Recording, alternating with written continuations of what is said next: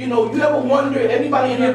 But this is a part of the perpetuation. We say our government. Right, And then we go and vote because we believe it's our government, and it's not. You know, there are people here that experience this all the time. You're sitting side by side with a person, a Caucasian person at work, all right? But you got the same job, you work the same amount of money, but here you are, you live over on Main Street, on Capitol Avenue or something, you know, you live on Cleveland Avenue in that area. You see what I'm saying? They live in Glastonbury and they got a a 4-car garage and a couple of boats in the back. But you're on the same pay rate. See what I'm saying? It's not that somebody's giving them a hookup. It's because they're aware of different tax laws and different other things that are involved in the economic system that affords them to get $61,000 back on their taxes instead of the little $3,000 or $4,000 that you get. You see? Not even criminal minded, just knowledge of their system. You know?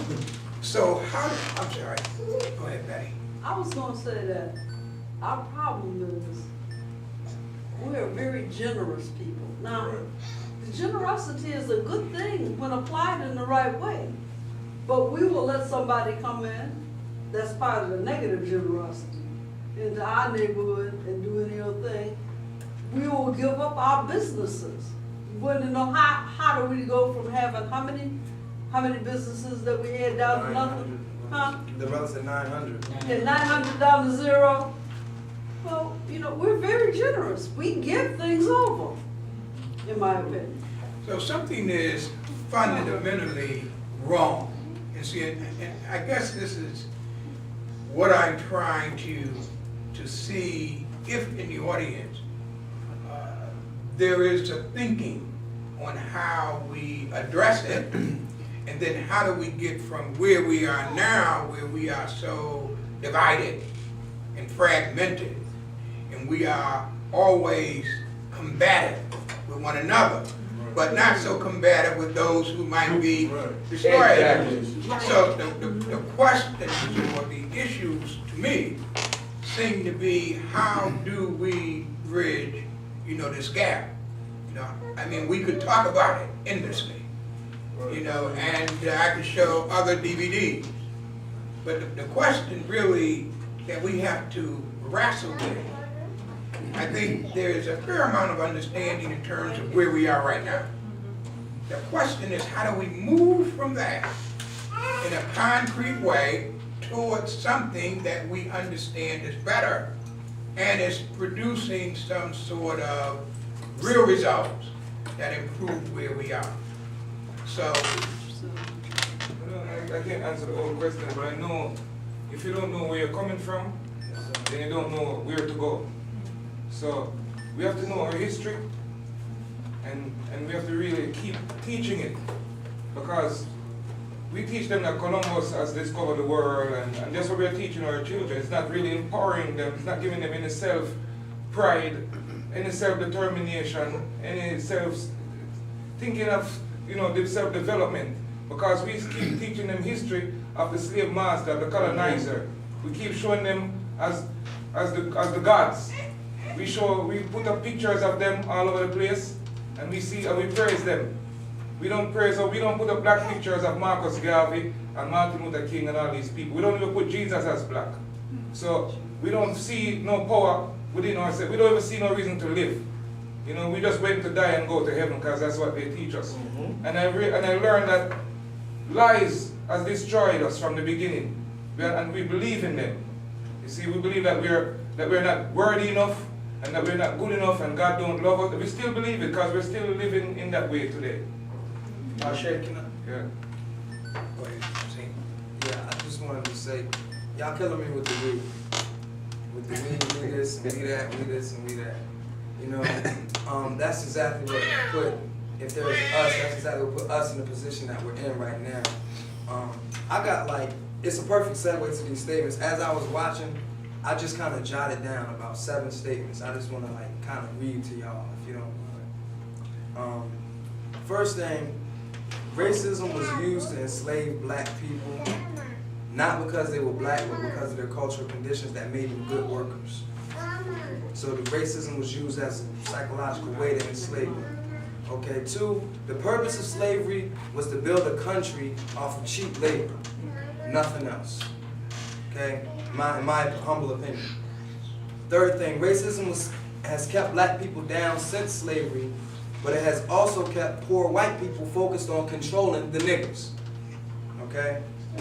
Now, the argument of whether racism exists or not is keeping both poor black and white people distracted from the class oppression that's taking place. During slavery by another name, which is the period between the Civil War and World War II, the oppressor began to preach racial equality, okay, while continuing to exploit the lower class.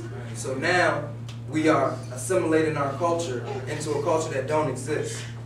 Okay, then we spend all of this time now, like with this DVD here, focusing on the hypocrisy that exists in the system that we all know exists.